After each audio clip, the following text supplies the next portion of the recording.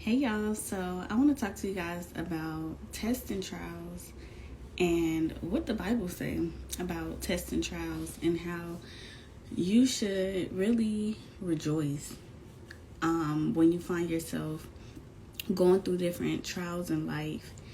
And something that the Lord has put on my spirit today and yesterday was how do I know that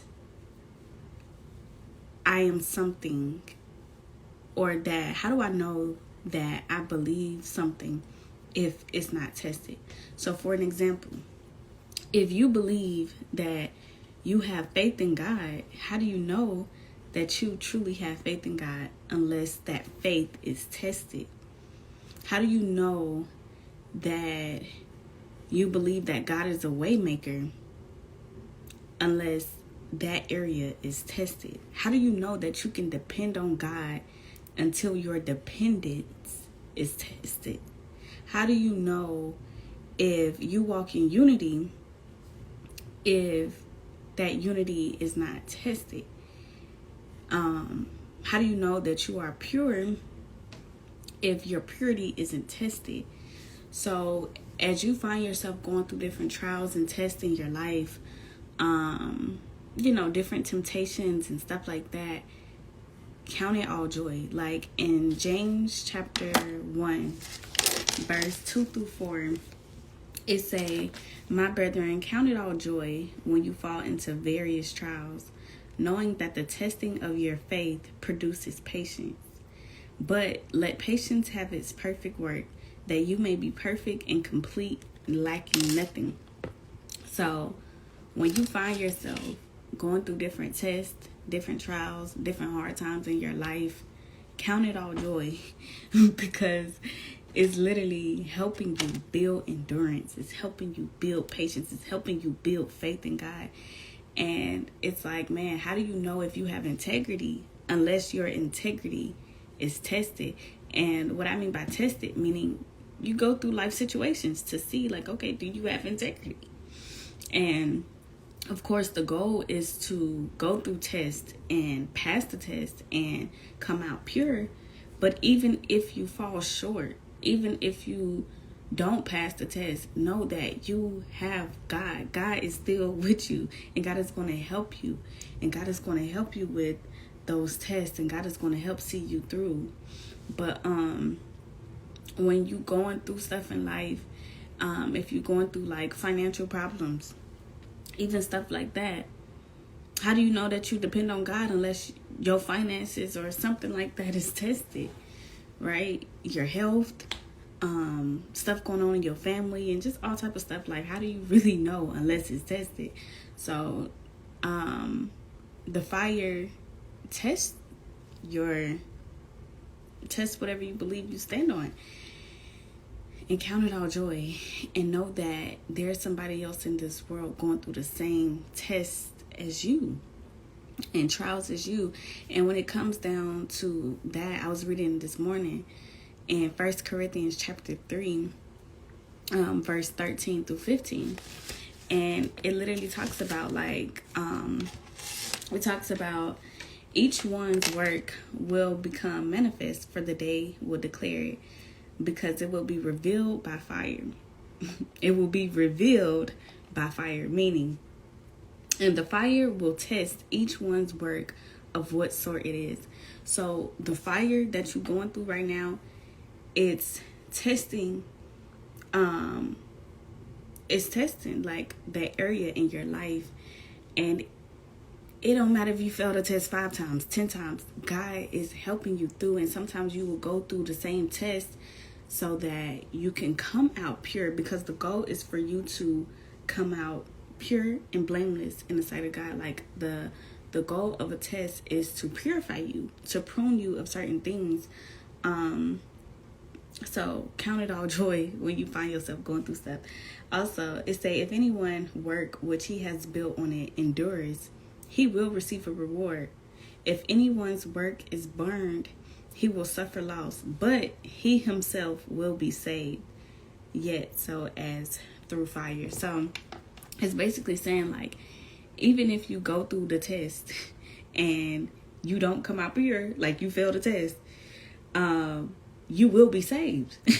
God is still there to save you in that, to still forgive you in that, and to still work on you and prune you and help you so you can pass the test. So I hope this encouraged you to know that, hey, I can rejoice in this trial. I can rejoice in this drought season. I can rejoice in this season because it's helping me build endurance. It's helping me build my faith. It's helping me build my patience. And it's showing me that, hey, I need God. It's showing me like, hey, I have to depend on God. And it's like, how do you know, man? How do you know that you really got faith in God unless that faith is tested? How do you know that you don't curse no more until you put in a position where it's like, oh wait. How do you know that you are productive unless you put in a situation where it's tested? Your productivity is tested. This can go with anything. But yes, y'all, I just want to come on here and talk to y'all about trials and tests and how you can rejoice in this. And we all go through tests. I can share with y'all a test recently was integrity. And I believe God wanted to make sure like that I still have integrity. And like, thank God, like I still have integrity, you know, like thank God I still have integrity. But sometimes you go through steps just to make sure that you still grounded on what you say you grounded on, or what you believe you grounded on in your heart. But if y'all have questions, let me know. Put it in the comments, and I would love to. And everybody who just joining in, we are talking about tests and trials and how it's something we go through in life, and how you can rejoice in your trials because they're helping you build your dependence on God. They're helping you build endurance. They're helping you build your faith and your patience. And how the test is making sure that you still stand on what you're supposed to be standing on. Because you don't know if you stand on something for real until it's tested. You don't know if you loyal for real or not until that loyalty is tested. You don't know if you walk in love, if you love until that love is tested. Like, if you love others until that love for others is tested. But let me know, y'all, if y'all have any questions. I want y'all to read James chapter 1, verse 2 through 4. And 1 Corinthians chapter 3, verse 13 through 15. Because this is where I'm getting this information from. And this is another thing. Read your Bible for yourself. Oh my God. Get to know God for you. Because I know when I first started my walk with Christ, I was just getting information from sermons, which is not bad, but it's bad when you don't build a personal relationship with God for yourself through His word, through prayer, through communing with God.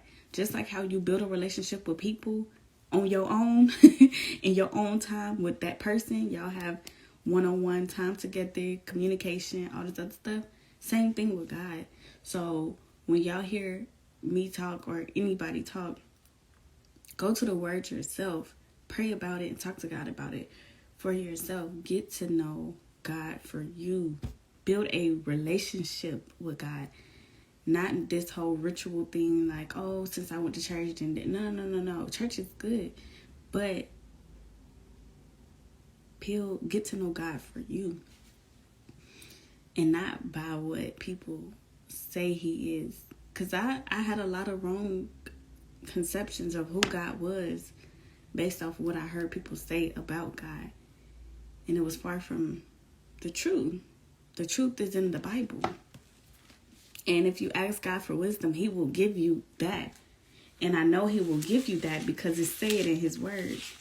In James chapter, I think it was James chapter 1.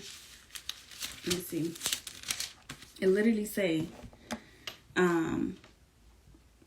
If in James chapter 1, verse 5, it say, if any of you lacks wisdom, let him ask of God, who gives to all liberally and without reproach, and it will be given to him.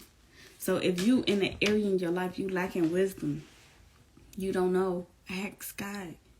In his word, he said he'll give it to you. And guess what? His word don't return void. So that means whatever it's saying in his word, it is so. I can depend on his word. I can depend on his word to come to pass, because one thing about it, God is not man. He shall not lie. The scriptures will be fulfilled. So I can depend on his word, and you can depend on his word. But yes, y'all, I just wanted to come let y'all know that. If anybody have any questions, let me know. If you have questions about tests and trials, let me know. If not, I love y'all. God love y'all. Keep your eyes and focus on God, not your situation. Because sometimes you be so focused on a situation, but God tell you don't worry about that. Like literally throughout the Bible, in the book of Matthew, in other books, but I know for a fact in the book of Matthew, tell you don't worry about tomorrow. Don't worry about tomorrow. That right there take care of anxiety. And yeah, you're gonna have to get help from God to not worry. Like, hey God, listen, I struggle with worry. Help me with worry. And you have a God who wanna help you do his will. So you can depend on God. But yeah, y'all. I could just be talking because I did, y'all. I'm passionate about the Lord. But yes, I'm about to say this to my page. If you're just coming in, I encourage you to go watch the replay, especially if you find yourself going through different tests and trials in this season of your life. Me, currently, I'm going through tests and trials, but I'm counting it all joy. I'm rejoicing in it because I see what the word say about tests and trials. I don't care about what the world say. I care about what the word say, the Bible. So, all right, y'all. I'm going to talk to y'all later. God is with you, and God love you, and I love you. God bless you.